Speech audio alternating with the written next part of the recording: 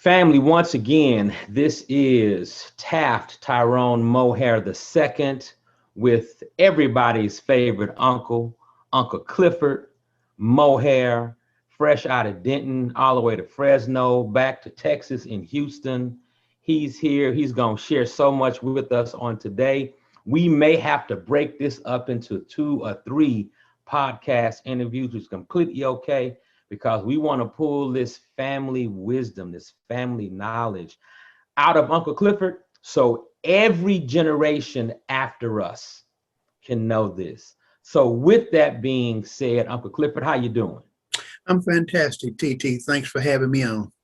It is my pleasure. You know, we talked about so much of what we're going to talk about and record today. We've talked about it so much over the years, and I have been grateful to be able to sit and listen, you know, even when it was that unfortunate time when you were in the hospital and I drove out and we just talked, and you had your books there with you. Of course you had your Bible, but then when I saw that book, you know what book I'm talking about. And I saw that book, The Tongue of Creative Force, and my eyes got big. I couldn't believe what I was seeing. And you told me your story. The book was all taped up. So we're going to talk about, I didn't even put that on the list. We'll talk about that too, huh? You know, we'll talk about that book too. There it is right there, everybody. Family, look at that. That book can change your life. That book can change your life. So, remind me that we got to talk about that. So, a matter of fact, it reminds me, it's so much. I had a list. Now the list keep growing. We prayed before we started. I had to stand to the list. Now I added something else to the list. We gonna get it all out. So, let's start with your childhood. You know, you were born to 2 loving parents, and we've all heard stories about my grandparents. And I think all of my generation, we know our family from the perspective of grandparents. But talk to us about George and Ruth, your birth mother, George and Ruth. Let's hear about your parents from your perspective. Well, TT, I was born September the 18th, 1946 in Denton, Texas, to George Washington Mohair Jr. and Ruth May Johnson Mohair. When I was born, I had 3 older siblings, Clyde, Ariel, and Mary. I had an older brother named George, but he had died. He was junior, and he had died. I think he had died before Clyde was even born, maybe. And but I grew up in Denton, Texas. Mama was so nurturing, so loving. She came from a big family. Her parents were Elmo and Beatrice Johnson, and we called him Daddy Elmo and Mama B, which you probably can refer to Mama B because you had a Mama B.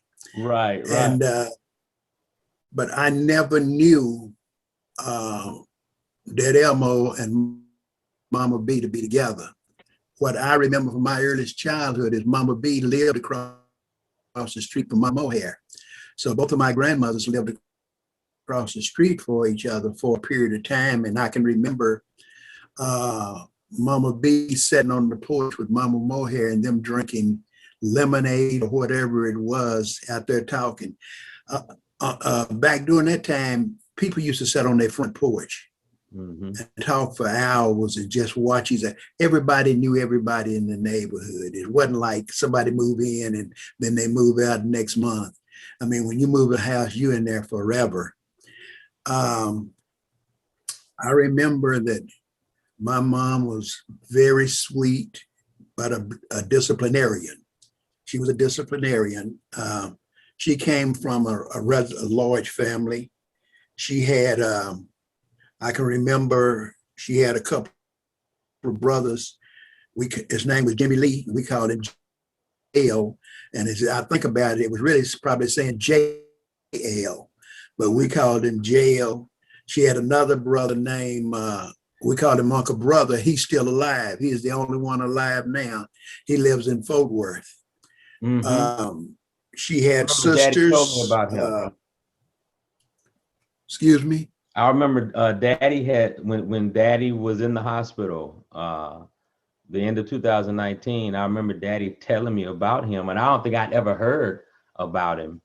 And so, yeah, I was just like, just listening and learning, just taking it all in. So like I'm doing now. So I'm sorry I interrupted you. That's all right. That's all right.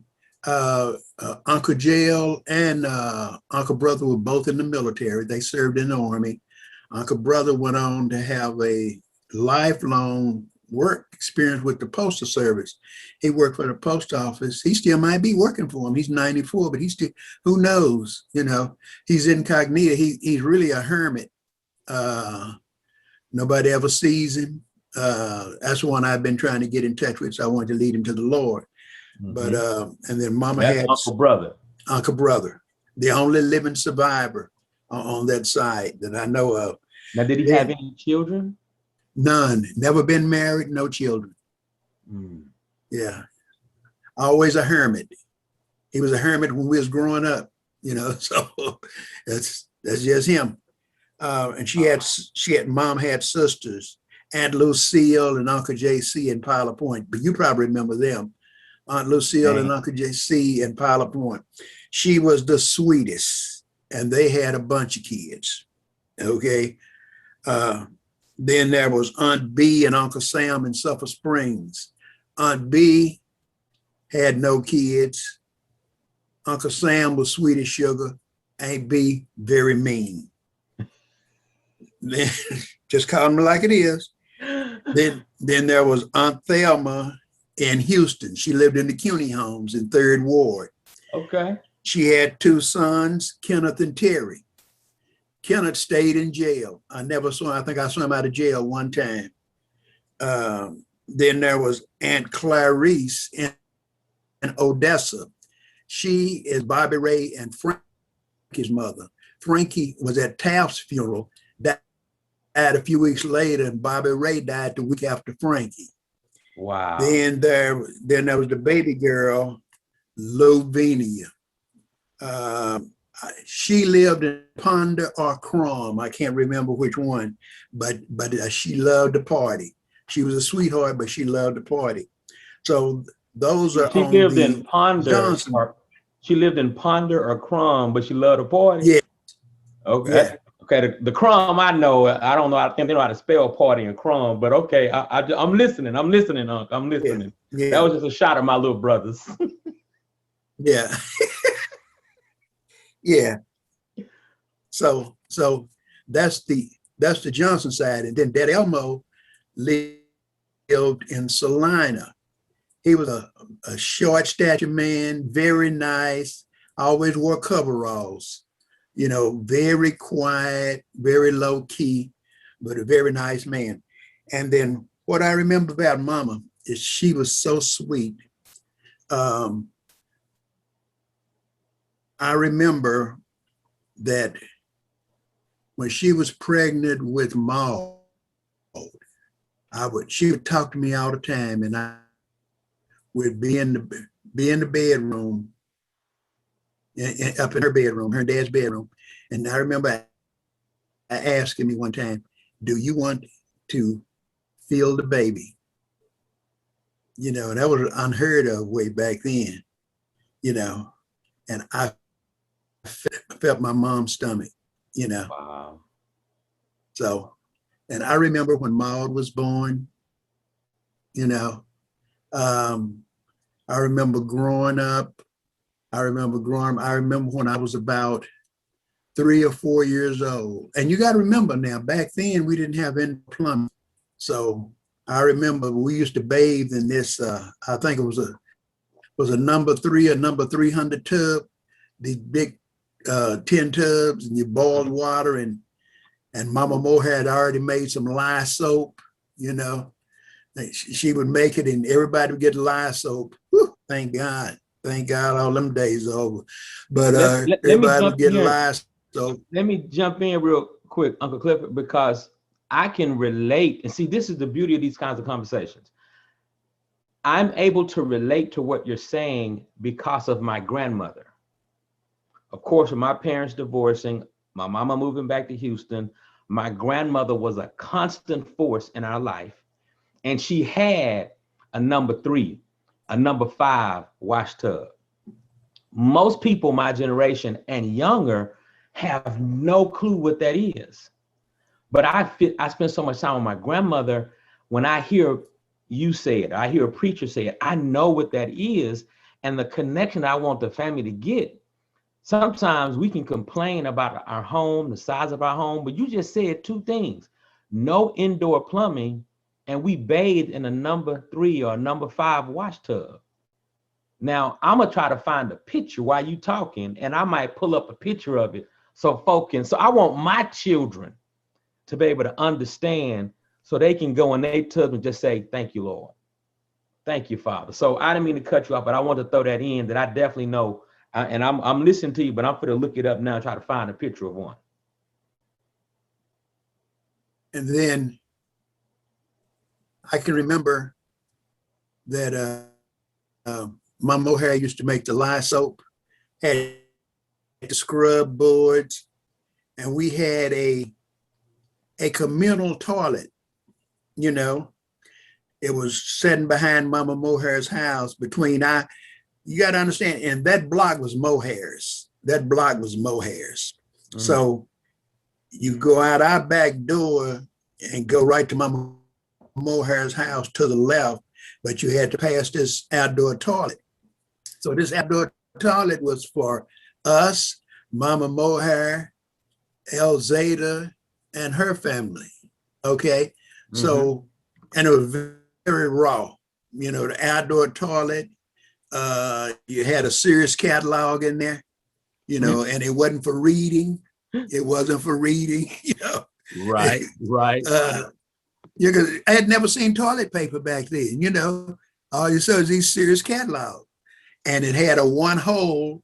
And then I can remember in the spring and summertime, you had these wasp nests up there, you know, right outside the toilet.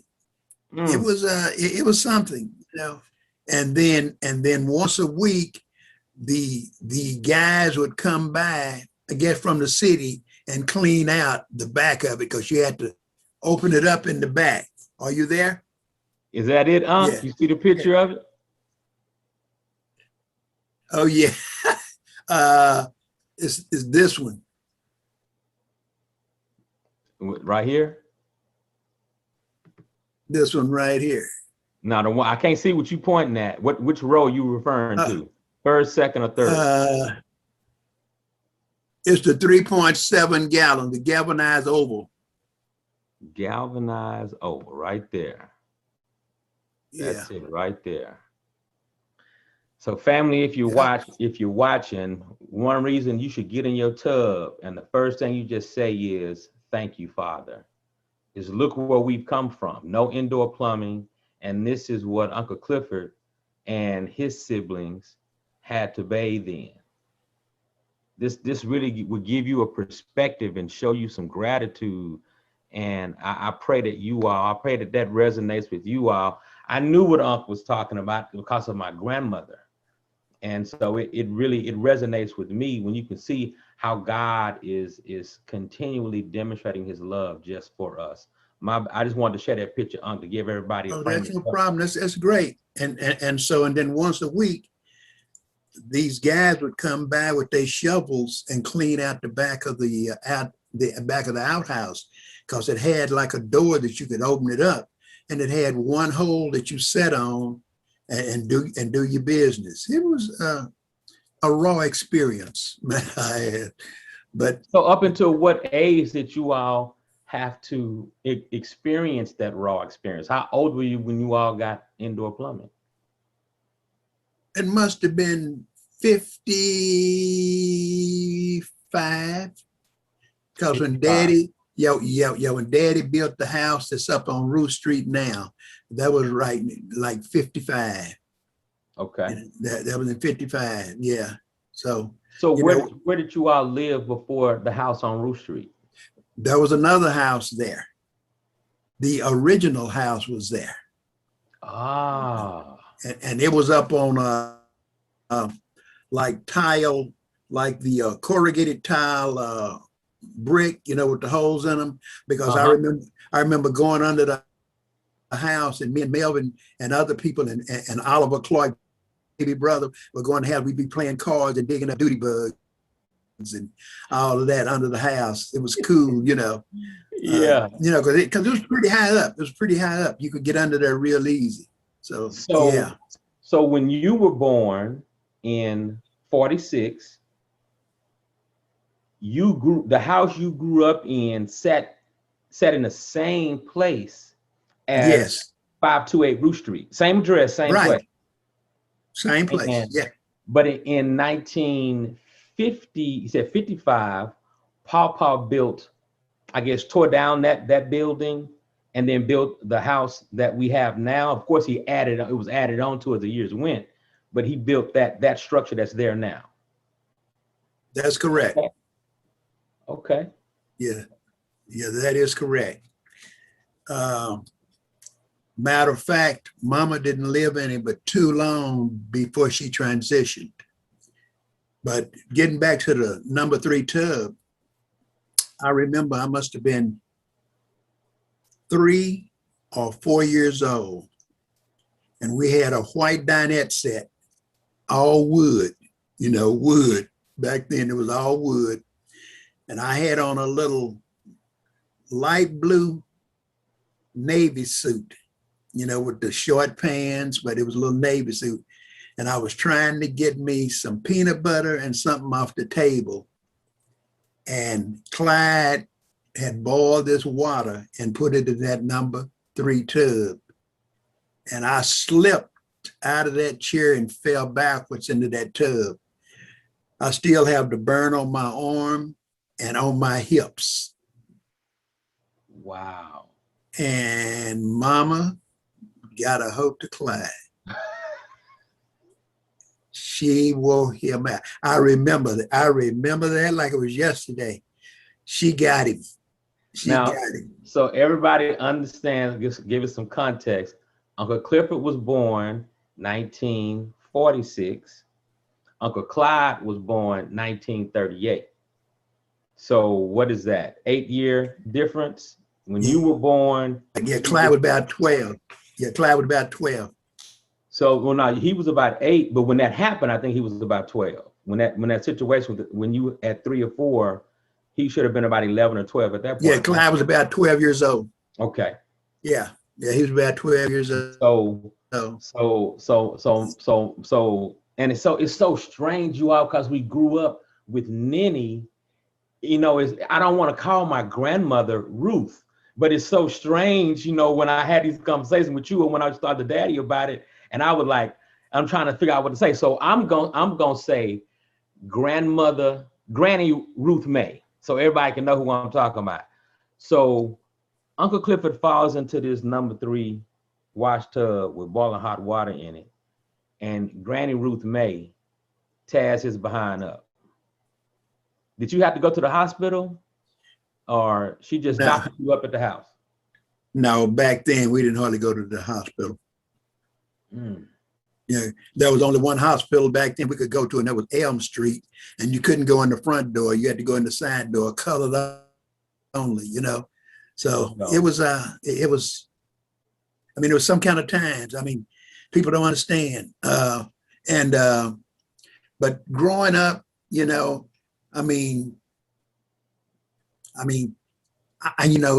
think that we were happy, we were playing, we would play outside from early in the morning, come in, have lunch.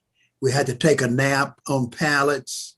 We'd take a nap, get up, eat, go out and play again about 8 or 9 o'clock at night in the summertime, playing hide and go seek, and just playing. And I remember the number 3 tub, it'd be about 2 or 3 of us use that same water. Wow. Yeah. Yeah, about 2 or 3 of us use that same water. And I remember we had an indoor ice box. They didn't have refrigerators in. We had an ice box. And Robert Lee, who is Melvin's daddy, Melvin Wilson, his name Robert Lee Wilson, he was the ice man. And he used to have the leather chaps and the leather across shoulders.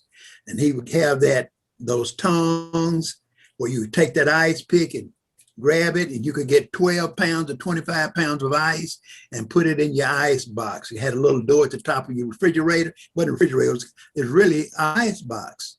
And keeping that would keep your stuff cold, you know. And it was